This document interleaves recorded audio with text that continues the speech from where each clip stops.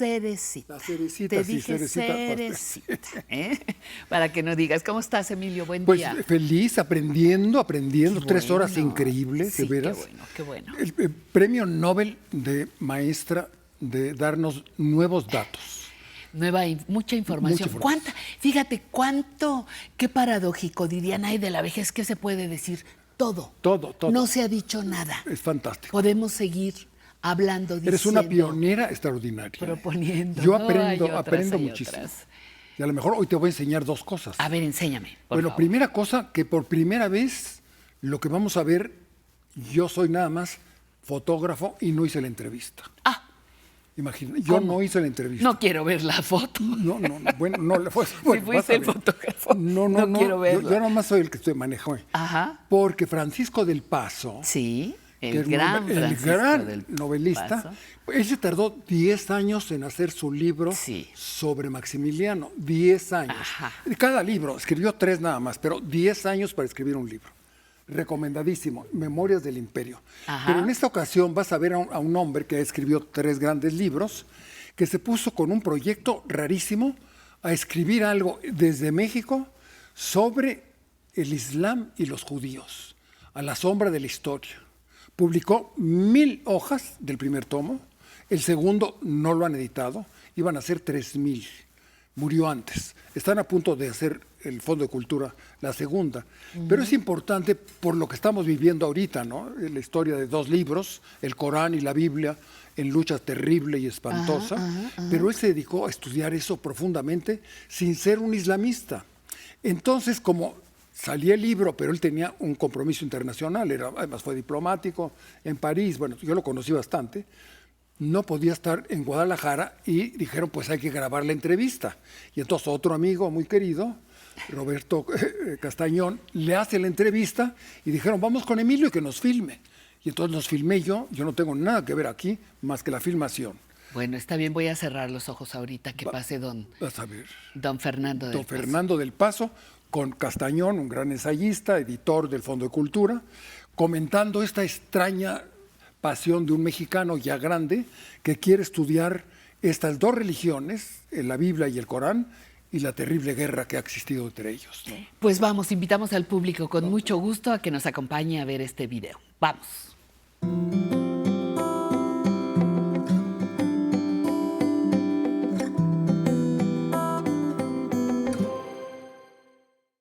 Pero brevemente, ¿cómo nació este libro? ¿Cuál fue la comezón que desencadenó esta expresión de millares de páginas y de millares de referencias? Bueno, yo primero agregaría que el subtítulo del libro es Ensayos sobre el Islam y el judaísmo, ¿no? Claro.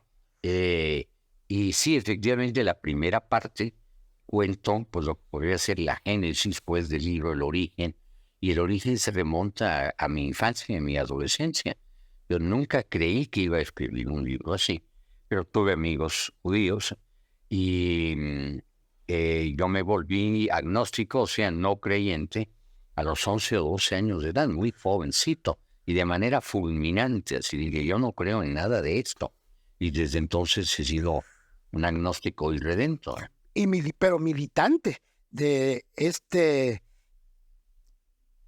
búsqueda de esa perplejidad que es la religión, ya sea a través del Islam, ya sea a través del judaísmo. Hay un rondar a lo largo de estas páginas en torno a ese misterio que en la historia se encarna trágicamente, porque hay un diálogo continuo entre el contenido doctrinario de estas religiones y su acción en la historia, que no muchas veces es lamentable. Bueno, tengo que decirte que después, a los 20 años de edad, yo trabajaba en una agencia de publicidad que hacía un programa de radio para la embajada norteamericana. Era muy famoso, El Mundo en Marcha, pasaba por la XW, y ahí yo me di cuenta de cómo se puede manipular las noticias. Era un programa de propaganda, claro, por Estados Unidos. Luego trabajo en la BBC de Londres, ahí veo cómo manipulan los ingleses las noticias, y luego vivo 7 años en París, y empiezo a interesarme profundamente por el mundo musulmán, porque París es casi una ciudad árabe, pues, o musulmana, así como Nueva York es una ciudad judía.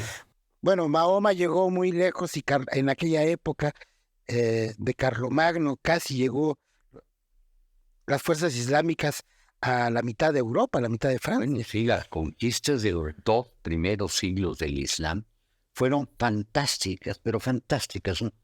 Y ocupó una superficie enorme, ¿verdad? Y luego ya en el siglo VIII, pues desembarca Tarik en España y ahí instalan ahí un nuevo país que duró 8 siglos, un país musulmán. Entonces esas conquistas fueron espectaculares. Muchas al principio eran de proselitismo, querían convertir a la gente en musulmanes, pero otras ya no, porque se dieron cuenta que les convenía más dejarlos en su religión con libertad, considerarlos ciudadanos de segunda clase y cobrarles un impuesto especial. Pero claro, la historia de España musulmana, que no la cuento sino hasta en el segundo volumen, es algo absolutamente fascinante. Bueno, a mí me fascina, ¿verdad? Este libro, me imagino, lo cuentas, te produjo algunos momentos de desánimo y de perplejidad y de pensar que a lo mejor no ibas por el buen camino. Yo te preguntaría, ¿cuáles son las tentaciones negativas, las tentaciones que tuvo que vencer el autor de este libro para seguir adelante tras la imagen de Bajo la sombra de la historia? Bueno, tú me preguntas, ¿tuviste momentos? No, todavía los tengo, porque todavía no he acabado el volumen, ¿no? Y sí, un poco de inseguridad porque, este primer volumen tiene más de 7,000 referencias bibliográficas. ¿Por qué? Porque yo no he sido un orientalista, así con vocación, que a los 25 años ya publican artículos en revistas especializadas, y luego 2 o 3 libros, y luego ya al final de su vida, pues su obra máxima, ¿no? Yo empecé con eso a los 68 años de edad, entonces yo me he visto obligado, para decirlo en mexicano, a no fusilarme nada. Yo no me fusilo nada. Les doy la referencia de todas las fuentes de donde lo tomé, y por eso está lleno de citas. Pero eso a veces me daba inseguridad, porque digo yo, bueno, quizás cualquiera con interés y con la misma bibliografía haría este libro. Bueno, haríamos libros distintos con la misma bibliografía, ¿no?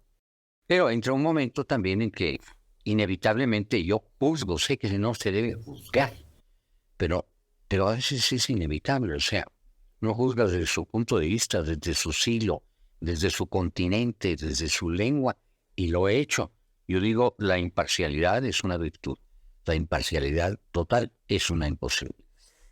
Si bien no eres un orientalista, sí tu itinerario narrativo, literario, novelístico, ha estado de alguna manera pautado por una fascinación con el tema histórico y político, porque están de alguna manera muy relacionados, ¿no? Bueno, sí, así fue. Es decir, Sam, yo pienso que siempre estuve haciendo equilibrios en la cuerda floja, procurando no caerme totalmente en la literatura, totalmente en la historia, finalmente caí en la historia. Pero es que la historia también es cuestión de imaginación, no del historiador, ese no debe imaginar o inventar, pero del lector sí. Es decir, primero de convicción. Yo creo en que hicieron Aníbal y Napoleón porque pues totalmente convencido, pero nunca me los presentaron. Nunca desayuné con Napoleón ni cabalgué con Aníbal, y sin embargo pues tengo que creerlo, porque si no hay que creer uno, ¿no? Aparte de eso, esos son los datos duros de la historia. Los datos blandos, pues ya uno navega en una serie de contradicciones, de inseguridades, en fin. Pero la historia me gusta por lo que tiene de imaginación, lo que exige de imaginación para el lector. Híjole, ¿cuántas horas grabaste con él? No, 1 hora nada más, era para un programa de televisión. Porque con otros has grabado 5 o 6 horas. Normalmente son 10, 8, Híjole. 5, 4, ¿no? Pero en esta ocasión dijeron, vamos con nuestro amigo porque me tengo que ir del país, no puedo presentar el libro y tengo que aparecer algo en la Feria de Guadalajara, ¿no? Porque él era director de la Biblioteca Octavio Paz. Un hombre extraordinario, extraordinario. Pero se tardaba 10 años en escribir un libro de novela, ¿no? José Trigo, Palinuro de México Palinuro. y Las Memorias del Imperio. Todo mexicano, además del libro que presentaste hoy de Pedro, tiene que leerlo porque realmente es una extraordinaria investigación para entender a Carlota, a Maximiliano y a Juárez. Entonces es realmente un libro fascinante. No nos quedemos con el problema ahorita de la guerra de Israel y los palestinos, que es terrible y espantosa. Terminemos hablando más bien de Maximiliano de Habsburgo y las grandes obras que ha producido, porque hoy presentaste una, ahorita salgo y me la compro. Pero fíjate cómo son perspectivas distintas, ¿no? El que escribe ahora, Pedro, es un hombre muy, muy joven. Muy joven. Muy joven. Claro. Escritor, autor ya de 4 o 5 títulos. Y don Fernando del Paso era don Fernando del Paso, ¿no? Un personaje fundamental. Noticias del Imperio se llamaba Noticias el libro. del Noticias del Imperio. Imperio, Sí. Palinuro de México Y José Trigo. José Trigo. 3 libros, 10 años en cada uno, obras maestras de la novelística nacional. Eso es. Te la recomiendo muchísimo. ¿Lo recomiendas ampliamente para Ampliamente, nuestro público? sobre todo el de Noticias del Imperio, ¿no?